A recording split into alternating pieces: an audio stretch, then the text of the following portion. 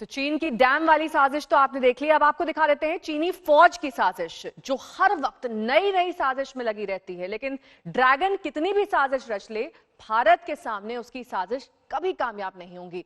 Dragon की साजिशों को नेस्तनाबूद करने के लिए भारत में मिसाइलों से लैस ड्रोन तैयार है।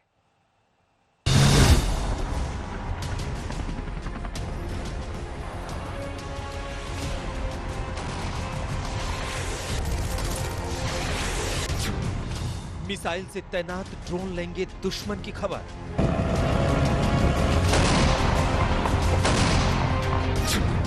सीमा पर हर हिमाकत पर 100 ड्रोन रखेंगे नजर।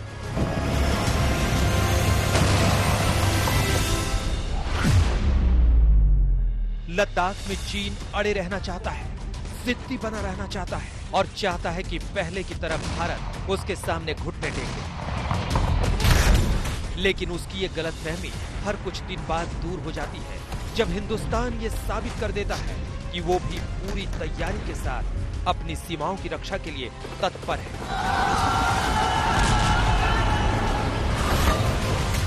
तैयारियों के इसी अभियान में इस बार भारतीय सेना दुश्मन की हिमाकत का मुकाबला करने के लिए हेरोन ड्रोन को मिसाइल से लैस करने में जुट गई है। वो भी एक तो नहीं, पूरे 100 ड्रोन्स को।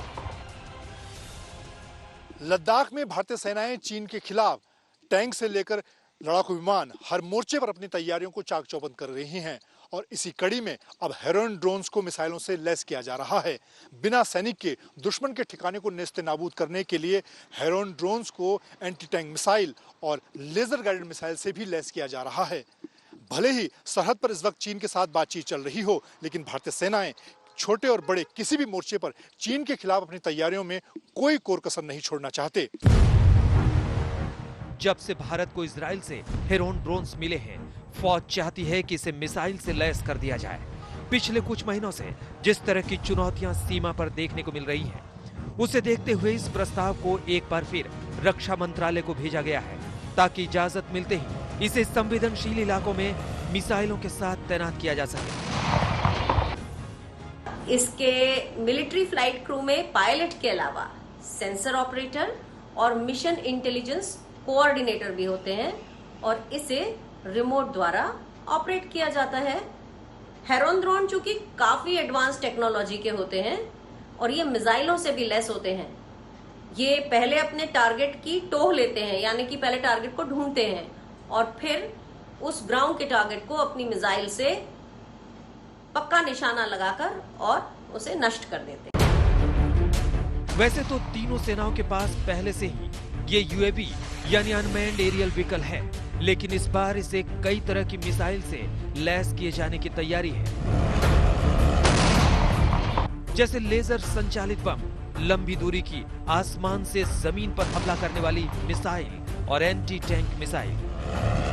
ज्यादातर सर्वेलेंस के तौर पे हम लोग इसको यूज कर रहे हैं, लेकिन अगर जो बातचीत अभी चल रही है कि इसको हम लोग अब वेपनाइज कर दें, तो वेपनाइज करने से इस प्लेटफॉर्म पर हम लोग एयर टू ग्राउंड मिसाइल्स डाल सकते हैं, प्रिसिजन गाइडेड एम्युनिशन डाल सकते हैं और सबसे खास वाली बात कि air to ground anti tank missiles भी हम लोग इसमें फिट कर सकते हैं।